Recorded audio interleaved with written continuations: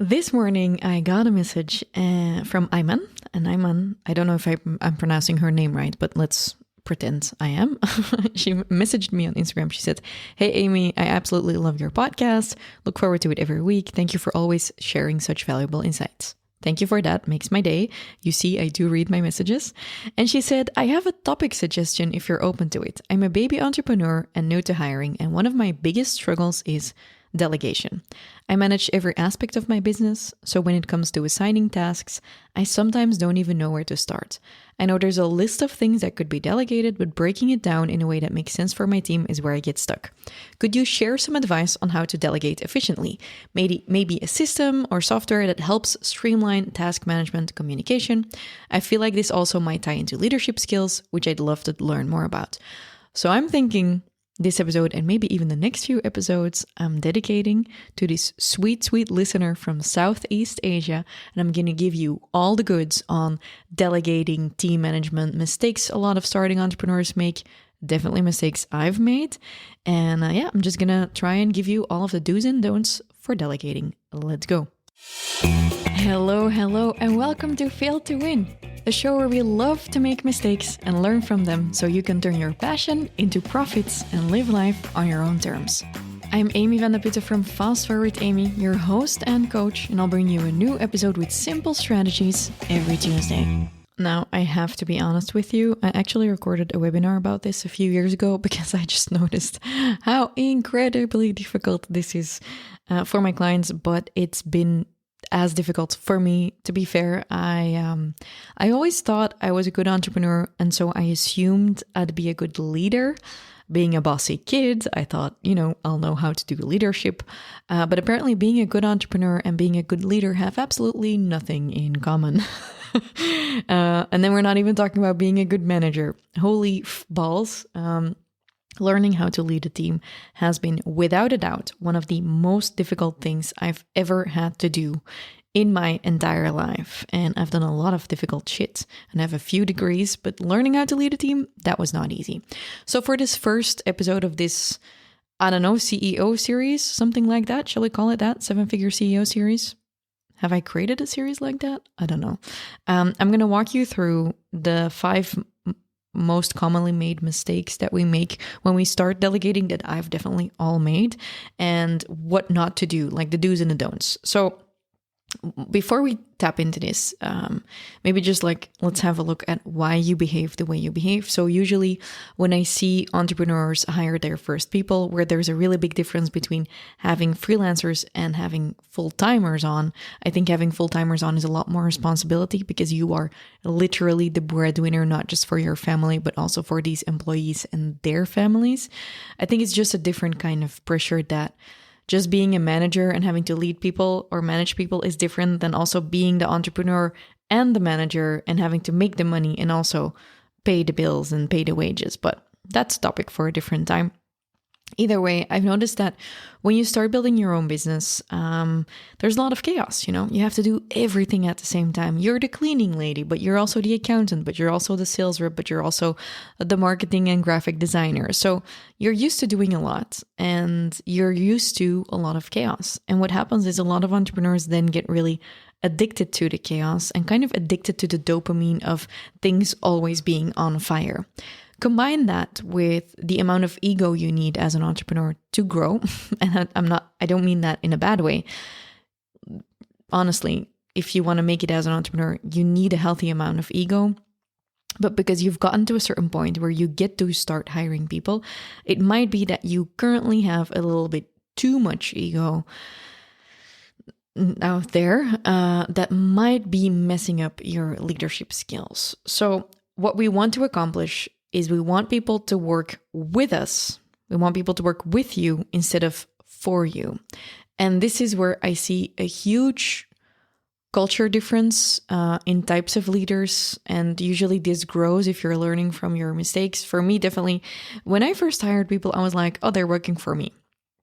And then I started noticing that, people might not be, they weren't always listening to me, or I had to fix a lot of things myself when mistakes were made, or it felt like I was the only one actually getting results. And in the end, it felt like I was alone. And then I realized, oh, it's because I've never actually learned how to delegate. So, okay, you get to that point where you then start maybe overcompensating because you want to keep your team happy. So I really went from having no clue how to do this to spending way too much time on my team. And I feel like right now I've ended up kind of in the middle from all of those mistakes. I kind of know what I need to do to lead my team, and I keep on learning every day. But what I see happening for a lot of entrepreneurs is they just stay in the first part where they keep on fixing things themselves, where they keep on treating their employees like they're working for me and they should just do this. And then when they don't do it, they go and fix it themselves. It's just honestly often a really big clusterfuck, made bigger because at the end of the day, they think, oh, you know what, if mistakes were made, I'll fix it because after all, it's my business. And that's not necessarily, I mean, it's true, but it shouldn't mean that you are always fixing things. So first episode of this series, how do we get people to work with you instead of for you? Don't know if anything of what I just said made sense. It's because I didn't write an intro down and I just kept on blabbering and I only wrote down the 5 do's and don'ts. Let's dive in. To be fair, that's more than I write down for most episodes. So 5 golden guidelines for delegation. How are we going to get people to work with you instead of for you? So the first one is about mistakes. When an employee or a team member makes a mistake, you will want to fix it yourself. Let's say your copywriter writes an email, you think it's shit, and then you just start adjusting it and then you send it out. And you get a little bit grumpy when you see it and you're like, fuck, did I pay for this? I'll just make it better and this is not what I wanted. And then you send it out. That is not what you want to do because you've effectively taken ownership away and autonomy away from your team member. What you want to do instead is you want them to fix it and you want them to learn. So what you could do is sit down for feedback or give feedback through context. For example, through a loom. Loom is something we use a lot. But the most important thing here is that you give, if someone is responsible to create a good piece of content or to solve something with a client, is you don't want to intervene and take it away from them. This is like when your kid drops a ball one time and you're like, well, or, you know, when a kid is trying to ride a bike, if they fall down the first time, what are you going to do? You know what, sweetie, it's okay. I'll grab your bike and I'll sit on it. No, you put them back on the bike. So it's real important that you put your team back on the bike. Chances are they like learning. They will feel really discouraged if you take the work away from them. So give feedback, make some guidelines and checklists for certain types of tasks they need to do, ask questions, ask for proposals when people come up with ideas, and just make sure that you are not fixing mistakes yourself. I know it's hard. I know you think it's my business, so I need to do this, but just give it back and you'll see that then they'll know which mistakes they made. Then they'll learn how to do it better. And after a while, you won't have to do it anymore because you actually took the time to teach them. Bonus points if you save these looms and you add them to some standard operating procedures or to a vault, so you can use this in the future to onboard new team members as well. So just remember, the first do, or like the don't, is don't correct mistakes yourself. The do is give feedback and always hand back the autonomy. The second don't also has to do with mistakes. To be fair, a lot of these delegation things or leadership things have to do with mistakes, is that when you are upset about something and you're not happy, you shouldn't talk about a mistake in a room with like 5 people or gossip about it to your other employees and bitch about the one employee that you are upset with, or let mistakes ramp up in text. For example, we use a Slack channel. You don't want to have the Slack channel be all about just like a whole conversation in text about a mistake. You will regret that because it's far better, and this is the do, if you just pick up the phone and you just talk through it, because often it's just a misunderstanding. This way the person will learn. You will recognize that they probably didn't mean it that way and they were just doing what they thought was correct. Because it's not because this is in your brain that's what they were thinking, because they're not in your brain. They're not you. So just make sure you always include two-way communication. Just pick up the phone or talk to the person in person, and never talk shit about your team members to other team members or to people in general. And if you can, and you see that team members are actually doing good stuff, make sure you also catch them doing something right. This is something my dad always says: catch people doing something right. So the don't is don't gossip or shit talk about mistakes in public. The do is include two-way communication. When you're talking about a misunderstanding or a mistake, do it face-to-face, or at least in a two-way communication where you are talking at the same time. So what I mean by that is not a message and then a message a few hours later. Just make sure you're actually in a conversation with the person. Okay, number 3 is, this is something we're often really, really guilty of.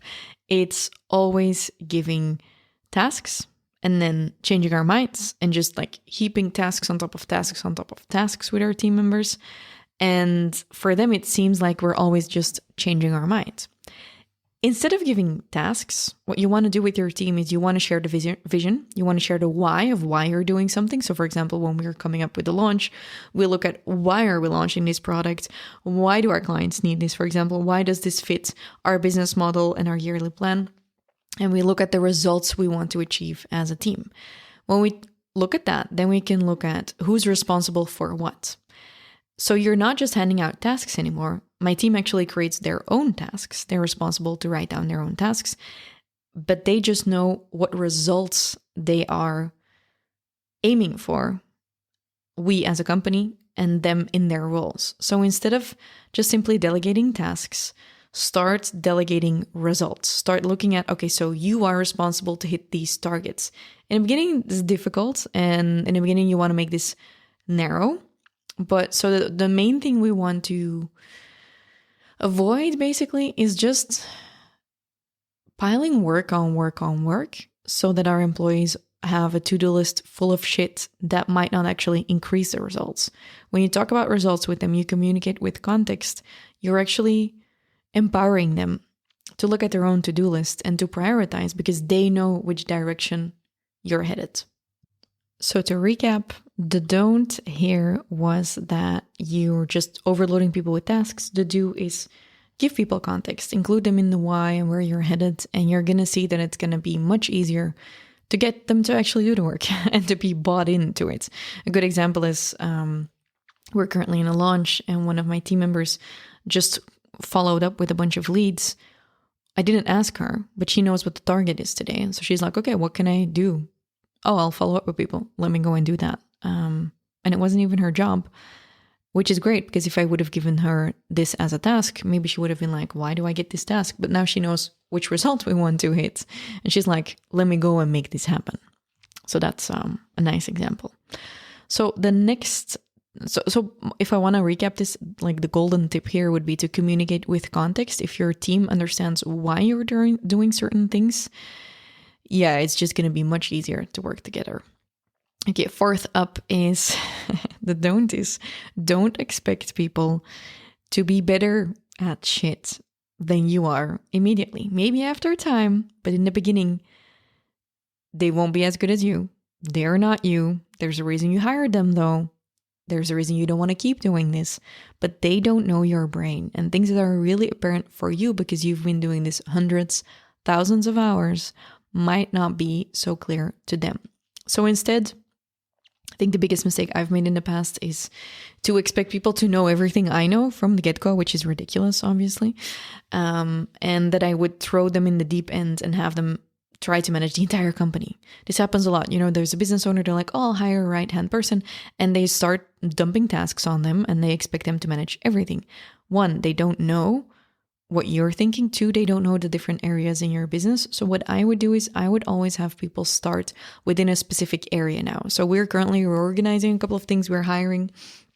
And one of the mistakes I definitely don't want to make again is making it too broad for someone when they start. So for example, in marketing, I used to be like, oh, and do the podcast and do the socials and do the copy and long form copy, short form copy. And I would expect someone to be able to do all of it and know how to convert, like write converting copy for sales.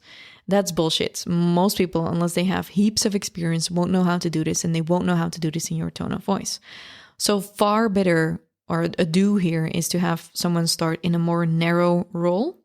So you, for example, for me, it could be that I let someone start within marketing, within social media, within carousels and reels, for example, and then teach them about that. Then I would make sure they actually get education materials. So we're currently, for example, building an onboarding course. So we have a lot of courses for clients. We're currently building a fast forward onboarding course so people can go through that, where they will learn about their actual job. And then you don't want to just make them responsible for the end result in the beginning. You need to actually review their work, both strategically as well as content-wise. This is something I had to learn. It used to drive me insane. But you want to review. You want to also make it clear for them, what are you expecting? What is the end result you're expecting from them? And if you can, work with checklists. So the ideal way, I would say, to start delegating is when you have someone new, they know the result you want to get. For example, let's say you want to go viral, and then the only thing they'll work on, for example, is viral reels. Then you'll educate them on how you want to accomplish that in your business. Then you will review their work, give them feedback, and within what they're doing, you also want them to have a checklist of things they shouldn't forget. If you don't include checklists, you're going to have to review the same shit and the same mistakes over and over again. So I think these are a couple of things that should help you with tasks. If you see that you're always managing the same mistakes, make sure you start working with checklists. If you see shitty reels come online, you're probably not reviewing and educating your team enough, or hiring specialists, which is also something you could do. Let's say you're hiring someone for growth and they know shit you don't know. Sorry for the swearing. Then obviously you don't need to educate them in terms of the reels, but maybe there's other stuff they need to learn from you, and you need to make sure they actually have a toolbox they can learn from you. Be right back. Gotta write down a new course on educational material for my team. So the don't is, don't expect people to immediately be better than you are. The do is, make their role narrow enough in the beginning and educate them. You just can't expect them to know everything. They're not you. There's a reason they're coming to work for you though, so teach them. Yeah, I think that's just such a big one. And what I had to learn is, because I got really upset about all of the mistakes that were happening and, emails or messages being sent out that were not up to my standards, I had to learn to build in quality control, to do the final checks. Because I wasn't doing the final checks, I didn't see the end results and I didn't see the results, and they weren't learning, and I got upset. So building in quality control will also help you to let go, to give feedback, and to then see the end results, which will also satisfy you. Can't underestimate that, by the way. At a certain point, I was only seeing mistakes, giving feedback, and then it went online. And I was missing seeing the end result, which made me lack some dopamine. Seeing that the finished end result that's actually good also makes me really happy about the work my team has done. And then fifth, but not least, is the don't is punishing initiative. I don't know the full translation for this, but when someone takes the initiative to do something, even though you might not love it, or it's not as effective as you think, or they already did it and they went a little bit too fast, I always say I'd rather they be too fast with new stuff than too slow. And let's say someone did something, they took a lot of initiative on something, a new idea or a new design or whatever, and you realize this might not have been the best use of their time. They did do something that's really rare, is like a pulling motion.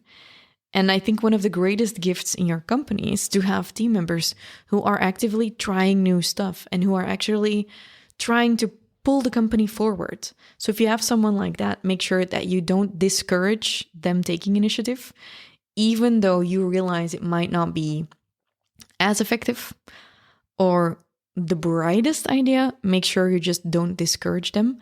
You want to actually encourage them to try new stuff. So let's recap. And I have a gift for you, by the way, because I wasn't able to obviously reply to all of the questions I got sent in from Ayman. I created a little something for you. You know what? I'll do that first. No, I'll recap first. So 5 golden guidelines from the do's and don'ts. 1 is always give back autonomy. Don't take the autonomy away from your team member. Communicate positively and in a 2-way communication. communicate with context, so share the why and the results, building quality control, this is going to make your life a whole lot easier, and encourage taking initiative. Now, you're probably wondering, how do I build a business with multiple team members? I remember a few years ago, honestly, I had my first team member. I was making all of the mistakes and I just did not know how to build a business with team members. I didn't get it. I was like, dude, just hire people to just give them work. What is a company? What are departments? How do we communicate? How do we streamline? How do we plan projects? I was just so incredibly overwhelmed. So I sat down with my then OBM. We sat down for 2 days in an apartment. We just locked ourselves up with a bunch of whiteboards. We're like, okay, we're going to figure this shit out. We started by creating or defining the as-is of our organization. Then we looked at a decision life cycle and a creation life cycle. We're like, oh, there's different phases we go through. Oh, I always come up with the ideas. Oh, someone else could implement them. And we invented our whole as-is organization. And then we looked at what do we want it to be in the future and what are our key hires. And then we looked at, okay, so which accountabilities do we have? Which responsibilities? How do we want to streamline stuff? Do we need a task manager, communication system? How are we going to document stuff?